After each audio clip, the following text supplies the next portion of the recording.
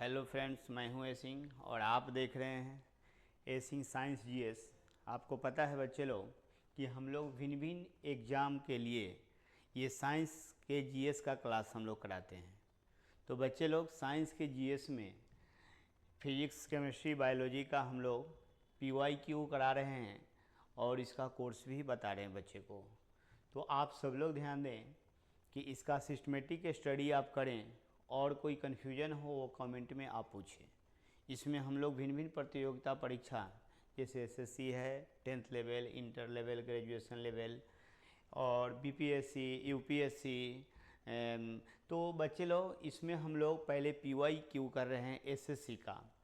तो यहाँ पर आप देख रहे हैं कि यह क्या है। तो क्वेश्चन 1 से हम लोग शुरू कर रहे हैं। बच्चे लोग इसको ध्यान से समझेंगे, जो कन्फ्यूजन होगा वो पूछेंगे कमेंट करके और कोई जो सजेशन है उसको भी करेंगे आप। और दूसरी नंबर बात यह है कि आप यहाँ के कार्यालय से आप इसका मुफ्त में नोट्स भी प्राप्त कर सकते हैं। और साथ ही हम आपको ये बता दें कि ये पॉकेट जीएस जिसका पूरा लोगों में ये बना हुआ है कि उसी से क्वेश्चन आएगा बीपीएससी में और ये दरोगा में, तो हम लोग उसका भी सिस्टमेटिक वीडियो जो है कि बना रहे हैं। अब बहुत जल्द ही वह शुरू होने वाला है इस चैनल पर। तो A to Z जो पॉकेट जीएस है तो उसमें हम लोग उसका पूरा डिटेल करेंगे। तत्काल अभी पीवाईक्यू दिखा रहे आपको। पहला क्वेश्चन है बच्चे लोग, यहाँ पे लिखा हुआ एसएससी CHSL 2014 का क्वेश्चन है, जो सब में ये ऐसा इंडिकेट किया गया है। आप देखेंगे कि जब दो परमाणुओं के बीच आबंध बनाते हैं तो प्रणाली समुदाय की ऊर्जा क्या होती है? बाधित होती है कि घटती है कि वो ऐसे ही रहती है या बढ़ती या घटती रहती है? तो बच्चे लोग ध्यान देंगे, हम लोग इसके कंसेप्ट के बारे में चर्चा करते चलेंगे। आपको पता है कि कहीं भी जब इंटरेक्शन होता है, जब आकर्षण होता है तो उससे एनर्जी रिलीज होता है, ऊर्जा मुक्त होता है। जैसे अगर हम लोग के घर में कोई गेस्ट आते हैं तो वो कुछ न कुछ अपना एनर्जी को खर्च करके तब हम लोग के घर पे पहुंचते हैं और हम लोग उनके व्यवस्था में भी खर्च करते हैं। तो कहने का यह मीनिंग है कि उनके आने से मेरा भी ऊर्जा खर्च हुआ और उनका भी ऊर्जा खर्च हुआ। तो कहने का मीनिंग है कि कहीं भी जब बॉन्ड बनता है तो वहाँ से ऊर्जा रिलीज होता है। इस कंसेप्ट को ध्यान में रखना है। तो बच्चे लोग आप बताइए कि जितना ऊर्जा पहले से रहेगा उसमें से ऊर्जा क्या होगा? तो उसमें से ऊर्जा घट जाएगा। तो ये कंसेप्ट हो गया। बात तो यहाँ एक क्वेश्चन पूछा गया 14 में, तो बात आगे भी पूछा जा सकता है। तो समरी हम जाने कि कहीं भी जब बॉन्ड बनता है तो ऊर्जा रिलीज होता है। तो बच्चे लोग इसका जो है कि B नंबर हो गया। नेक्स्ट क्वेश्चन की बात करते हैं हम लोग कि कक्षा संख्या n से दर्शाई गई, आप देख रहे हैं यहाँ पर, कक्षा में उपस्थित अधिकतम इलेक्ट्रॉन की संख्या क्या हो सकती है? तो ये क्वेश्चन जो 2018 में पूछा गया है एसएससी CHSL में, तो बात केवल एक क्वेश्चन के आंसर जानने की नहीं है, बात इसके कंसेप्ट जानने की है। तो कक्षा की बातें हुई है, तो कक्षा क्या है? तो एटम के अंदर आप जानते हैं सेंटर पर न्यूक्लियस होता है और न्यूक्लियस के अंदर प्रोटॉन, न्यूट्रॉन, मेन पार्टिकल होता है। इसके अराउंड जो है कि सर्कुलर पाथ है, गोलीय कक्ष यहाँ पर पथ है जिस पर इलेक्ट्रॉन घूमता है। तो बच्चे लोग आपको पता है कि सभी कक्षा में इलेक्ट्रॉन की समान संख्या तो हो नहीं सकता है। जैसे हम ही लोगों के मोहल्ला में जितना भी मकान है, जितना भी घर है, क्या उस सब में लोगों की संख्या, रहने की संख्या फिक्स है कि सब में 10-10 लोग रह सकता है? कोई छोटा घर होगा उसमें 2-4 लोग रहेंगे, कोई बहुत बड़ा घर होगा जिसमें 50 लोग भी हैं। तो वह साइज पर डिपेंड करता है। तो सेम यही बात यहाँ पर है। यह ऑर्बिट नंबर अगर N1 है, यह N2 है, यह N3 है, कहने का मीनिंग क्या है कि यह जो है कि 1, 2, 3 है।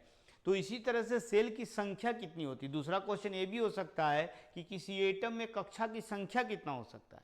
तो ये इसकी संख्या बच्चे लोग अनगिनत हो सकता है। तो इसमें इलेक्ट्रॉन की संख्या कितनी हो सकती है? तो आप ध्यान देंगे, इलेक्ट्रॉन की अधिकतम संख्या के लिए एक फार्मूला बताया गया है कि इलेक्ट्रॉन की अधिकतम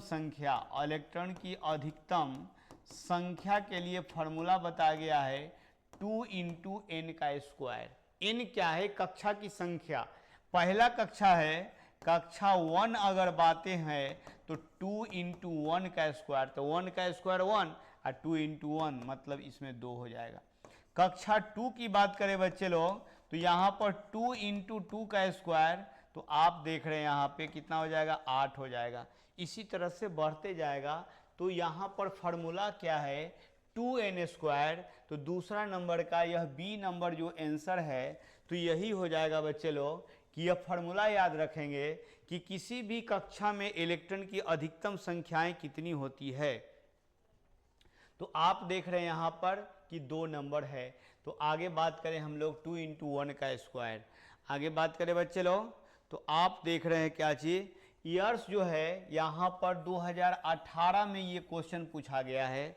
तो आप ध्यान देंगे कि यह जो इंडिकेट किया गया है कि CHL 2023 में, मार्च 2018 में 2 बार यह क्वेश्चन पूछा गया है। तो ये बात ध्यान देंगे कि एक बार जिस तरह से क्वेश्चन पूछा गया है तो फिर उसी तरह से दूसरा क्वेश्चन, दूसरा टाइप का भी क्वेश्चन हो सकता है। तो ये बात करते चले, एक तो समरी यह हो गया कि उसका फार्मूला होता है 2 इंटू n का स्क्वायर। तो बच्चे लोग यह बी नंबर आंसर है। फिर एक और क्वेश्चन इसी से राइज हो सकता है कि इसमें अधिकतम कक्षा की संख्या कितनी है। तो इसकी कक्षा की संख्या अनगिनत है, लेकिन कुछ सिलेक्टिव है जिसको हम लोग जानते हैं, उसका नाम होता है KLMN।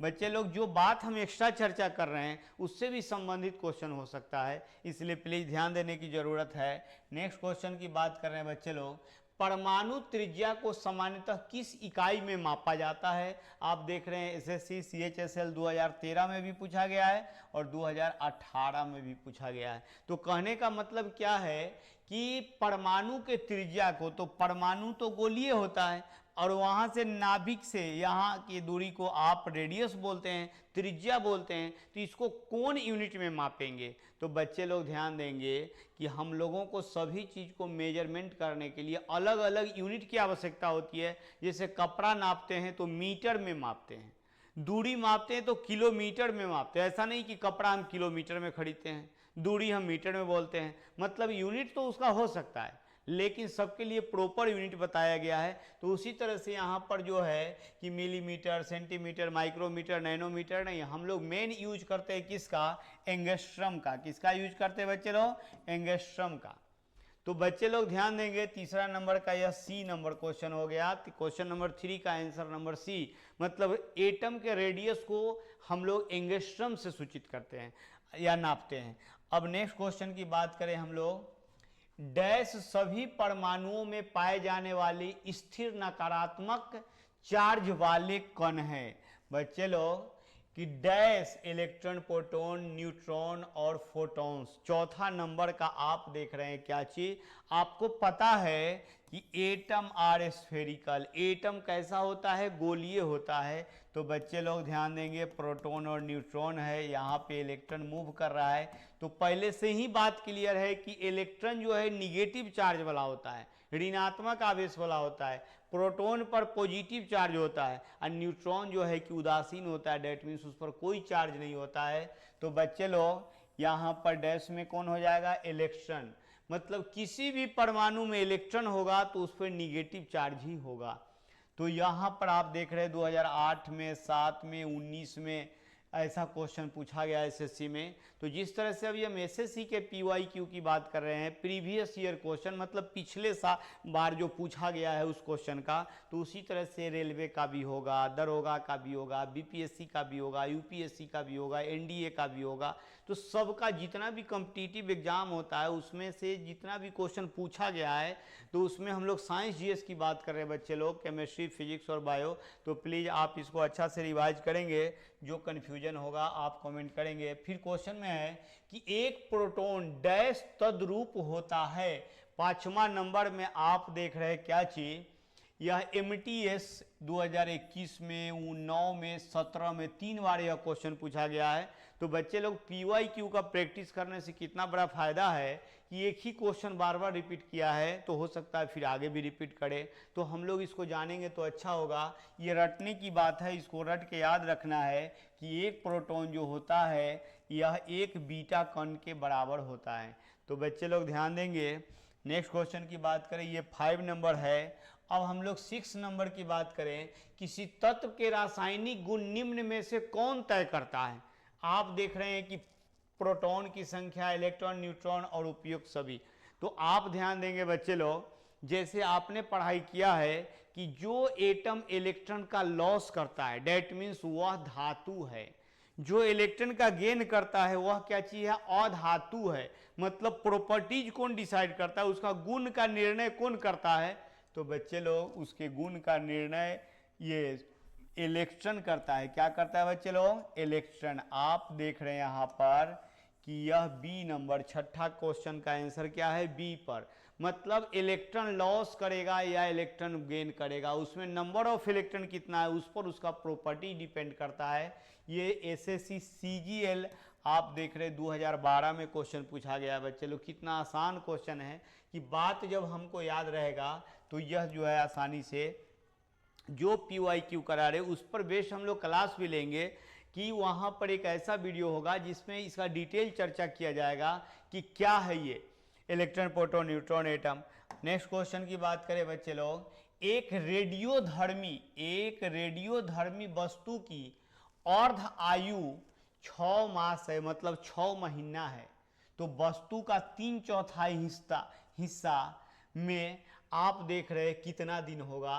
क्वेश्चन नंबर 7 का आप देख रहे हैं क्या चीज कि आप देख रहे हैं कि अर्ध आयु, यह कोई वस्तु है बच्चे लोग। अर्ध आयु का मतलब क्या है कि आधा रासायनिक अभिक्रिया में भाग लेने में या रासायनिक अभिक्रिया को होने में आधा खर्चा हो जाना, जितना टाइम में होता है उसको अर्ध आयु बोलते हैं। तो बच्चे लोग इसको इतना हो जाने में, इतना यूज हो जाने में अगर 6 महीना लगता है, कितना महीना लगता है, 6 महीना लगता है। तो क्वेश्चन में कहा गया है कि 3/4, मतलब फिर से जो है कि ये जो बचा आप देखेंगे, यह जो बचा है इसको फिर दो भाग में बांटने में कितना लगेगा। तो सीधी सी बात है कि फिर 6 महीना लगेगा। तो आप बताइए कि यहाँ तक पहुँचने में इसको टोटल कितना महीना, जैसे यह एटम जो है बच्चे लोग यह टूटता है अगर 6 महीना में, तो फिर ये दो जो भाग हुआ वह दोनों फिर आधा आधा में टूटेगा, फिर 6 महीना, फिर यह और यह भी टूटेगा, फिर कितना में, मतलब जितना बार बटेगा उतना बार 6 महीना लगेगा।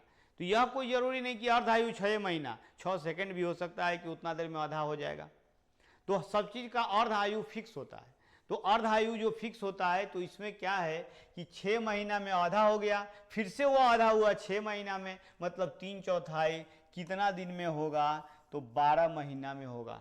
तो आपने देखा बच्चे लोग, इसका भी है क्वेश्चन, हम लोग आगे कैलकुलेशन करके दिखाएंगे कि अर्ध आयु कैसे निकाला जाता है। तो आगे बात करें बच्चे लोग, यह जो है कि तो 9 में भी पूछा गया, 17 में भी पूछा गया, 2 बार रिपीट किया, फिर हो सकता है कि 25 में 26 में पूछा जाए। तो बच्चे लोग जो बातें रिपीट कर रहे हैं बार बार, तो क्वेश्चन पर तो ध्यान देने की जरूरत है, साथ ही साथ उसके कंसेप्ट पर भी ध्यान देने की जरूरत है कि कैसे ये बातें होती है। तो अर्ध आयु को T½ से सूचित करते हैं आप, और आधा हो जाने में उसको जितना समय खर्च होता है उस समय को आप अर्ध आयु बोलते हैं। लेकिन यह कोई ज़रूरी नहीं है कि मिनट में होगा, कि सेकंड में होगा, कि 1 घंटा में होगा, कि महीना में होगा, कि साल में होगा, कितना भी दिन उसका अर्ध आयु हो सकता है। नेक्स्ट बात करें हम लोग क्वेश्चन नंबर 8 में कि निम्नलिखित में से कौन धन आवेशित नहीं है। बच्चे लोग ध्यान देंगे, एसएससी 2022 में और 18 में 2 बार यह क्वेश्चन पूछा गया है। तो आप देखेंगे निम्नलिखित में से कौन सा धन आवेशित नहीं है। इसमें से हम लोग बात करें कि इलेक्ट्रॉन पर तो हम लोग पहले ही से जानते हैं कि यह निगेटिव है, यह कैसा है, ऋणात्मक है। तो यही अल्फा पॉजिटिव है, प्रोटॉन पॉजिटिव है, हीलियम पॉजिटिव है। तो निम्नलिखित में से कौन सा धन आवेशित नहीं है, तो यही तो बचा कि यह धन आवेशित नहीं है। तो आप देख रहे हैं कि इलेक्ट्रॉन तो हम लोग पहले से जानते हैं कि वह ऋणात्मक होता है। आप देख रहे हैं यहाँ पर नेक्स्ट क्वेश्चन की बात करें, ये 8 नंबर हो गया। अब हम लोग 9 नंबर, न्यूट्रॉन की खोज का श्रेय निम्नलिखित में से किसे दिया जाता है। देखिए ना, 14 में, 10 में, 20 में 3 बार क्वेश्चन पूछा गया। तो जब न्यूट्रॉन की खोज के बारे में पूछा गया है तो इलेक्ट्रॉन के बारे में भी पूछा जाएगा, प्रोटॉन के बारे में भी पूछा जाएगा। तो बच्चे लोग ध्यान देंगे कि यहाँ पर जे थॉमसन जो है इलेक्ट्रॉन का खोज किए थे, और यहाँ पर जे थॉमसन इलेक्ट्रॉन का, गोल्डस्टीन तो नहीं दिया गया इसमें, जेम्स चैडविक ये बी नंबर में जो है आप देख रहे हैं क्या चीज, ये न्यूट्रॉन का खोज। इन्होंने क्या किया था बच्चे लोग, न्यूट्रॉन की खोज किया था। तो आप क्या देख रहे हैं, यही आंसर होगा इस क्वेश्चन का बी नंबर, कि न्यूट्रॉन का खोज जेम्स चैडविक ने किया था। तो आप ध्यान देंगे बच्चे लोग, इलेक्ट्रॉन का खोज किसने किया, तो आप देख रहे हैं जे थॉमसन। प्रोटॉन का किसने किया, गोल्डस्टीन। ये सब बात ध्यान में रखना है। आप देख रहे हैं यहाँ पर ये 9-10 नंबर क्वेश्चन की बात करें हम लोग, निम्नलिखित में से कौन सा संभारिक युग्म का एक उदाहरण है। 10 नंबर में आप देख रहे हैं क्या चीज, कि यहाँ पर समस्थानिक और संभारिक की बातें होती है, परमाणु संख्या और द्रव्यमान संख्या से रिलेशन होता है समस्थानिक और संभारिक का। तो बच्चे लोग ध्यान देंगे कि आप देख रहे हैं कि कैल्शियम और आर्गन जो है कि एक संभारिक युग्म है। आप देख रहे हैं यह 2017 में, 10 में, 20 में 3 बार ये भी क्वेश्चन पूछा गया है। अब हम लोग 11 नंबर की बात करें बच्चे लोग, 11 नंबर में क्या है क्वेश्चन, डैश सभी परमाणुओं में पाए जाने वाले स्थित नकारात्मक चार्ज वाले कण हैं। तो नकारात्मक चार्ज वाला कण कौन होता है, आप पहले से ही जानते हैं कि इलेक्ट्रॉन पर ऋणात्मक होता है, मतलब नकारात्मक होता है, अब प्रोटॉन पर धनात्मक होता है, और न्यूट्रॉन जो है कि उदासीन होता है। तो इसमें नकारात्मक वाला कौन कौन हो जाएगा बच्चे लोग, तो आप देख रहे हैं यहाँ पर 11 नंबर का ए नंबर आंसर हो जाएगा। किसी को कोई दिक्कत बच्चे लोग, आप देख रहे देखिएगा 7 में, 8 में, 19 में, या 3 बार क्वेश्चन पूछा गया बच्चे लोग। तो आप देख रहे क्या चीज कि 11 नंबर का ए नंबर आंसर हो गया। यह बात हम लोग को ध्यान में रखना पड़ेगा। 12 नंबर की बात करें बच्चे लोग, तो प्रोटॉन पर आवेश डैश पर आवेश के बराबर होता है। तो आप देख रहे हैं क्या चीज कि प्रोटॉन पर आवेश तो पॉजिट्रॉन के बराबर होता है। यह बात याद रखने का है। कुछ चीज मेमोरी बेस्ड होता है जिसको याद करके ही रख सकते हैं। तो यह जो है कि इसका बी नंबर आंसर है, पॉजिट्रॉन 12 नंबर का। हम लोग अब बात करते हैं बच्चे लोग 13 नंबर में कि एवोगाड्रो संख्या का मान कितना होता है। यह क्वेश्चन पूछा गया है MTS 2013 में। बच्चे लोग एवोगाड्रो संख्या क्या है, तो एवोगाड्रो के द्वारा दिया गया संख्या का ग्रुप है। जैसे 1 दर्जन बराबर, आप सभी बच्चे ध्यान देंगे कि 1 दर्जन बराबर होता है 12 पीस, 1 सैकड़ा बराबर होता है 100 पीस। उसी तरह से 1 मोल एवोगाड्रो नंबर, 1 मोल या एवोगाड्रो संख्या, या क्या बच्चे लोग, एवोगाड्रो संख्या जो है वह होता है कितना, तो आप देख रहे हैं 6.022 इंटू 10 के पावर 23। बच्चे लोग ये बात रट के याद रखना है। जैसे दर्जन बराबर 1 12 पीस होता है, यह फिक्स बातें होती है कि 1 दर्जन में 12 पीस होता है। उसी तरह से 1 सैकड़ा में 100 पीस होता है। उसी तरह से 1 मोल देने वाले साइंटिस्ट हैं एवोगाड्रो, इसलिए इस संख्या को एवोगाड्रो संख्या बोला जाता है। इसका वैल्यू होता है 6.022 इंटू 10 के पावर कितना बच्चे लोग, 23। तो इसमें कितना नंबर है, 13 नंबर का बच्चे लोग बी नंबर आंसर है। आप इसको रट के याद रखेंगे। आगे हम लोग बात करें, ये 13 नंबर हो गया। अब 14 की बात करते हैं हम लोग। 36 ग्राम जल में कितने मोल उपस्थित होते हैं बच्चे लोग, तो मोल का फॉर्मूला हम लोग जानते हैं। मोल का फॉर्मूला जानते हैं, द्रव्यमान बटे सूत्रभार, द्रव्यमान बटे सूत्रभार। ये फॉर्मूला याद रखना होगा। ये 2022 में और 18 में पूछा गया है। तो बच्चे लोग आप ध्यान देंगे कि यहाँ पर आप देख रहे हैं कि यह फॉर्मूला है द्रव्यमान बटे सूत्रभार। सूत्रभार कितना होता है जल का, तो आप देखेंगे कि यहाँ पर H2O है, 1 हाइड्रोजन का 1 होता है, 2 हाइड्रोजन का कितना होगा 2, तो 2 से 1 में गुना कर दिया। और 1 ऑक्सीजन का होता है 16, तो 2 + 16 बराबर कितना 18 ग्राम पर मोल। तो यहाँ पर सूत्रभार जो है निकल गया 18 ग्राम, और ये द्रव्यमान है 36 और ये सूत्रभार 18, तो ये 2 बार कटेगा। तो बच्चे लोग ध्यान देंगे 14 का बी नंबर आंसर है 2 मोल। कितना मोल है बच्चे लोग, 2 मोल। आप देख रहे हैं यहाँ पर मोल की संख्या है यहाँ पर 2। तो ये 14 नंबर क्वेश्चन हो गया। हम लोग अब बात करते हैं बच्चे लोग 15 नंबर में क्या है। आप देख रहे हैं यहाँ पर कि समान अणुसूत्र हो लेकिन भिन्न संरचनाओं वाले यौगिक डैश कहलाते हैं।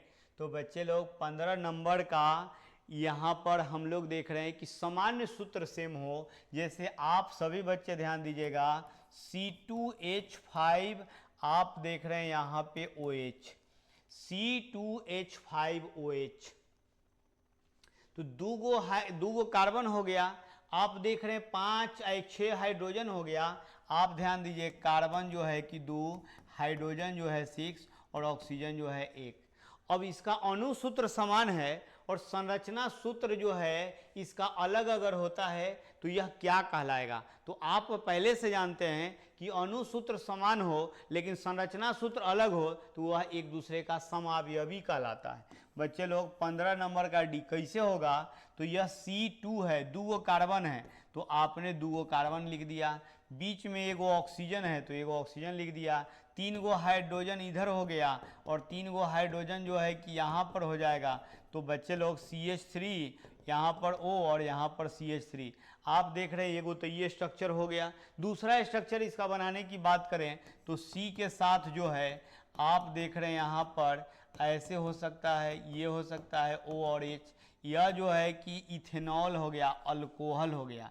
आप देख रहे हैं बच्चे लोग यह जो है कि अल्कोहल है और यहाँ पर जो है कि यह ईथर है। तो दोनों तो 2 चीज़ हो गया लेकिन दोनों का अणुसूत्र समान है, लेकिन संरचना दोनों का देखिए ना, संरचना दोनों का अलग हो गया तो इसलिए हम इसको समावयवी बोलेंगे। तो इसका आंसर नंबर कितना हो जाएगा, डी। तो बच्चे लोग इसको अच्छा से रिवाइज करें और इसमें कोई कन्फ्यूजन हो तो आप कमेंट करके बताएं और कोई भी दिक्कत हो तो बिना हेजिटेशन के बात करें। और इसका डिटेल हम लोग थ्योरी क्लास भी करेंगे, पॉकेट जीएस का भी जो खानसर वाला है पॉकेट जीएस उसका भी पूरा डिटेल वीडियो बनाएंगे साइंस में। तो आप इसको जो है कि अपने साथी लोगों को भी बता दीजिए, खुद से भी सब्सक्राइब कर लीजिए। और आज इतना ही बच्चे लोग, तो इसको रिवाइज करिए। Thank you.